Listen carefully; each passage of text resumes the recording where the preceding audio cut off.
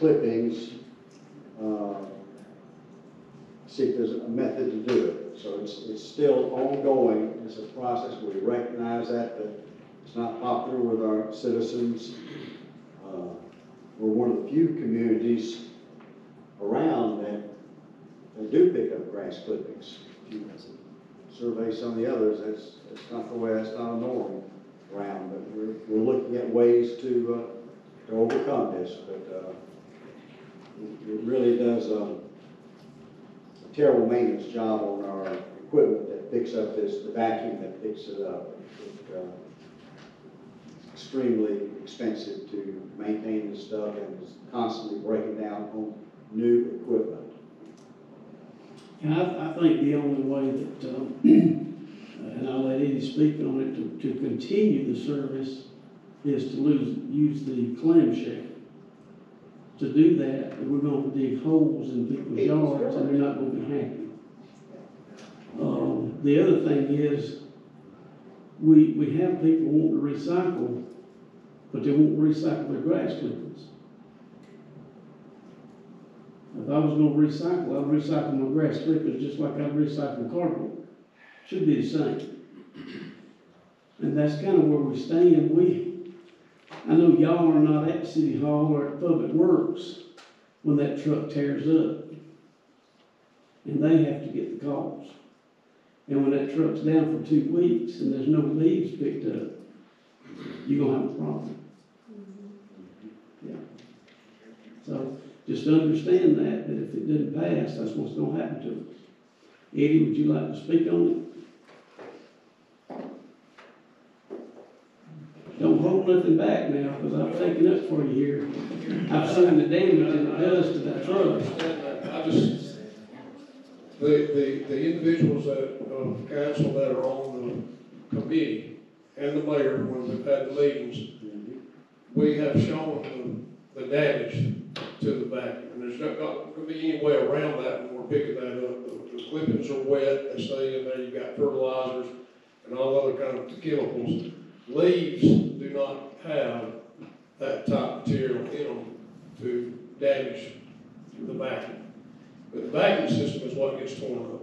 And it's very expensive this day and time, and I have a feeling it will be down for a longer period of time just because of COVID, because we're ordering new vehicles now, and we're on a waiting list to get the pull-behind vacuums that should have already had on our yard, and they're already saying back it's going to be November, and we're having trouble getting parts for the side loader also. So that has been pushed back to around January. So if something tears up, it's not like we have this stuff just sitting on the shelf because it's so expensive to keep it in stock. If I remember correctly, we spent $80,000 on the 2 units from the beginning of the year. I won't go as far as 80, but it was somewhere around 60. So we had 32 tied up just in the new one because we had to rewire it. It burned up. And one of those that caught fire was brand new. It was the new unit. one. And we didn't have to pay for that because they covered it under warranty, but our warranty will be off, and we will, in subsequent situations, have to pay for that. That is correct.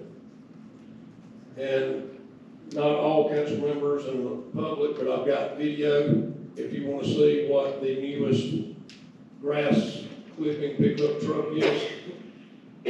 That has to vent out of the truck somewhere. And so we're going to have a ton of people that's calling in saying that there's a ton of debris left in the roadway, covering up cars. We're going to have people calling us and saying, no, you're going to wash the cars. And in some cases now, with these subdivisions being so small, it's going to be up on their houses also. So there's no escaping it. But I'll be happy to show those videos at the conclusion of the meeting. I also remember that you took account of the homes who were using the service, and at peak times, we didn't even hit 15% of the homes in Easley. It was more like 7.5%. Well, it ranged from 7.5, and the highest number we received was right at 10. Mr. Mayor, if we leave this grass in the yard and we use that clamshell, it's gonna eventually dig a hole. Grass is going away, you're gonna have a mud hole. And But if you then, put it on the curb, it's gonna wash down the curb. Where's it And the storm going? drain. Into the storm drain. What's it gonna do to the storm drain? What's it gonna do into the pond? The chemicals from the grass cuttings, the fertilizer, everything, washing right down the storm drain, right into that. And then people come up, you tore up my yard, city's responsible. And we got new trucks, I mean, a new pickup we're looking at. If it works, I'm sure we'll pick it up. everyone gets grass. Well, this is something that can go back to the committee, and decide whether we could use different color bins to, put these grass clippings, or is that something that's possible? That's still an option, he's working on that, but right now we don't have a truck that we can put it in, that it will not tear up something. That's the problem with grass clippings, it's tearing up stuff versus leaves. The grass clippings have, number one, their texture, number one. Number two, the chemicals that people put on their grass then, that gets into the vehicles, is what's tearing them up.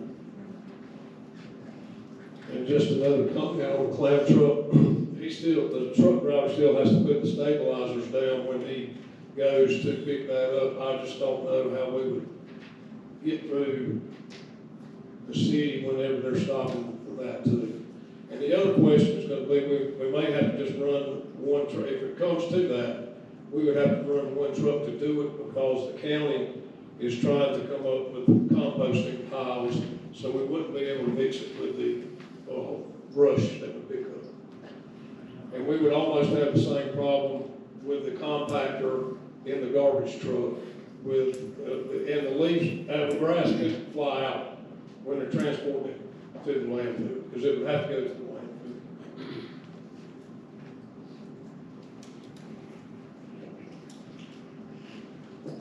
We're still looking, we're not wanting to decrease services by any means. I mean, we're trying to find a solution, and that's why we went to look at that truck that I told y'all that we would, that I'll show you the video, but it did make a mess.